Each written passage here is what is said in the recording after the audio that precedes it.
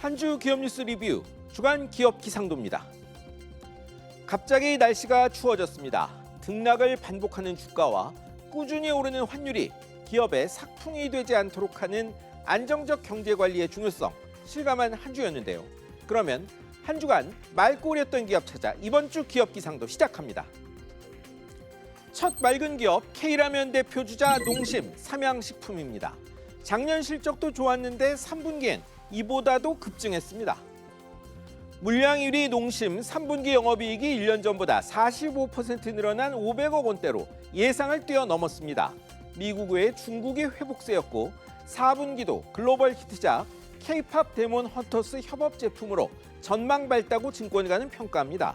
세계 매운맛 선도하는 삼양은 3분기까지 누적 영업이익이 3,800억 원대로 이미 작년 연간 실적을 넘어섰습니다. 그들에게 엔비디아가 있다면 이곳엔 면비디아가 있단 말이 과언이 아닙니다. 문화의 힘, 소프트 파워는 이렇게 첨단 IT 시대에 라면 회사를 괄목상대하게 만들고 있습니다. 다음도 해외에서 초대박 터뜨린 바이오 기업 ABL 바이오입니다. 최대 4조 원 육박하는 초대형 기술 이전 성사시켰습니다. 이 회사 핵심 기술은 약이 뇌혈관 장벽 잘 통과할 수 있게 하는 그랩바디비란 이름의 플랫폼 기술입니다. 이 기술을 다국적 제약사 일라이 릴리에 이전하는 계약했는데 받을 수 있는 최대 금액이 3조 8천억 원에 220억 투자도 받습니다. 이미 4월에 또 다른 다국적 제약사 GSK에 최대 4조 원 기술 이전 계약 맺었는데 단 2건으로 최대 8조 벌 수 있게 된 겁니다. 지금 바이오 분야에선 표적 항암제, 비만 치료제만 스타가 아니라 약의 효과를 높이는 플랫폼, 더 편하고 쉽게 투약할 수 있는 제형 개발도 주목받고 있죠. 이 분야에서 두드러진 K바이오 기업들이 나타나고 있습니다. 이제 흐린 기업입니다. 카카오로 시작합니다. 이번엔 근무 시간이 너무 길다는 문제가 두드러졌습니다. 고용노동부가 국내 대표 IT 공룡 카카오에 근로감독 착수했습니다. 직원들 청원에 따른 겁니다.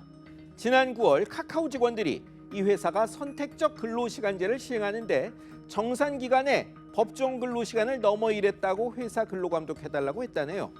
김영훈 고용노동부 장관은 위법 사항이 확인되면 법에 따라 엄정히 처리하겠다고 공언했습니다.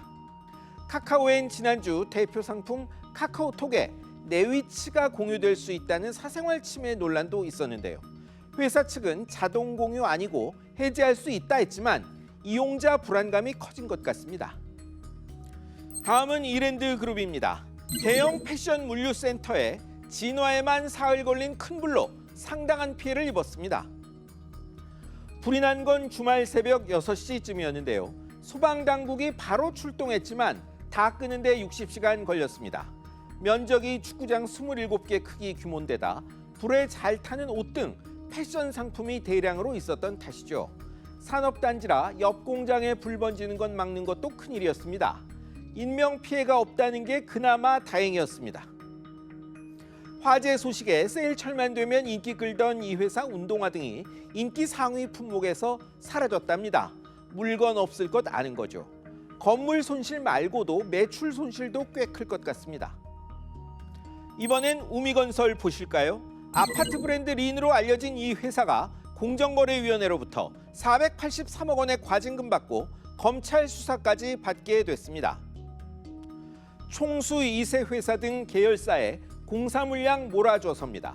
건설 계열사 여럿인데 2017년부터 우미의 12곳 아파트 현장 일감 약 5천억 원어치를 실적 미미한 계열사에 넘겨줬다는 겁니다. 계열사도 살리지만 공공택지 입찰에 여러 계열사가 대거 뛰어들어 따내는 소위 벌떼 입찰하려면 주택건설 실적 있는 계열사가 여럿이어야 하기 때문이라네요. 원래 건축공사업 면허 없는 곳도 있었고 물량 배정은 세금 가장 적게 내는 회사로 골랐다는 게 공정위 설명입니다. 건설업은 규제도 많지만 우회기법도 발달한 업종입니다. 문제 해결 위해 도입한 규제가 무력화된다면 이를 잡을 그물도 갈수록 촘촘해질 수밖에 없습니다. 마지막은 배달의 민족입니다. 경쟁 당국의 또 다른 제재 절차가 시작됐습니다. 최근 배달 앱들이 흐린 기업으로 자주 등장하는데요. 이번엔 우리한테 최저가를 올리라는 소위 최혜 조항 문제는 별개고, 이번엔 가맹점에 배민 배달 쓰도록 유도했다는 자사우대가 논란입니다.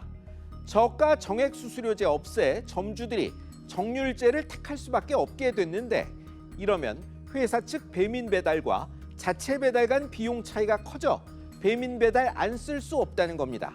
이게 문제된 거죠. 배달 방식 먼저 고르던 구성을 음식점 먼저 고르게 바꾼 것도 배민 배달 이용 유도 아니냐, 이런 의심 사고 있습니다. 공정위는 제재 의견 담은 공소장격인 심사 보고서를 배민에 보냈습니다. 집 사느라 2분기에 역대 최대였던 가계비 증가폭이 3분기엔 40% 줄고 집값 상승률도 둔화했습니다. 그런데 매물이 급감해 거래가 안 되는 현상이 나타나고 있습니다. 매물 부족이 또 다른 집값 상승 압력이 되지 않도록 빠른 공급 대책과 불안 심리 진정이 시급합니다. 지금까지 주간 기업 기상도였습니다.